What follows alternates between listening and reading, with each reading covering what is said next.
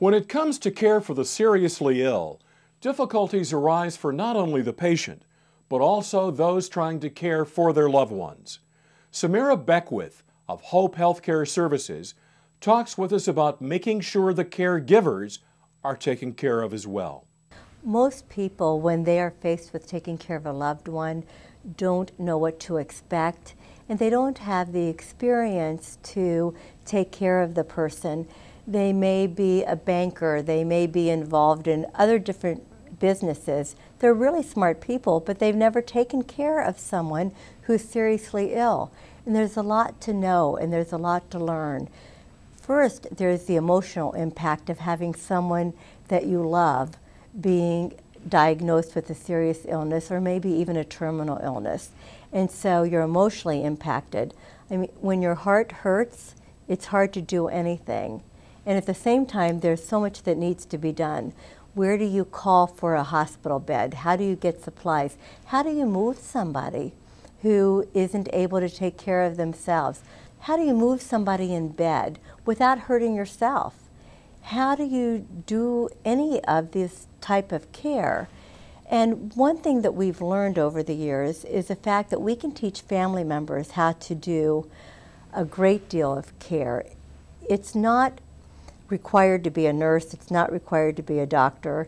It's something that we can teach people how to take care of somebody, and that's something that we can make it a little bit easier by teaching them the right way. We also help the caregiver with some of the emotional issues, some of the spiritual issues, and give them someone to talk with about how hard it is. They don't want to talk to their loved one about what they're going through because they don't want to add to their loved one's pain and suffering. So we can help be that listening board to help them through that emotional journey that they're going through.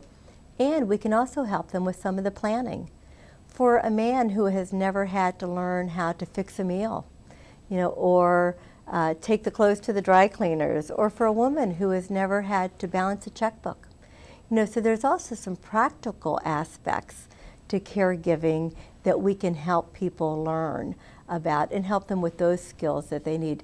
While we visited Hope Healthcare Services, we asked if there were any tips that they could give to a potential caregiver. There are tips that help a person to care for somebody during these very difficult times. And one is to be prepared, to find out as much as you can about what that person's needs are going to be so that you're not running around trying to get supplies and medicine at the last minute. So ask ahead of time, what are the needs going to be?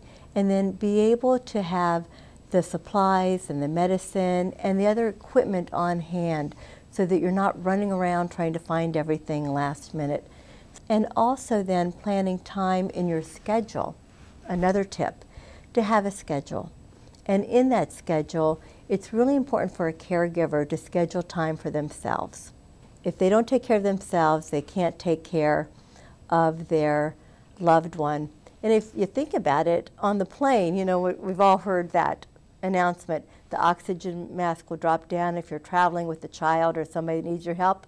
Put your own mask on first before you put the mask on them. So you have to take care of yourself. And I think that's probably one of the most important tips for people.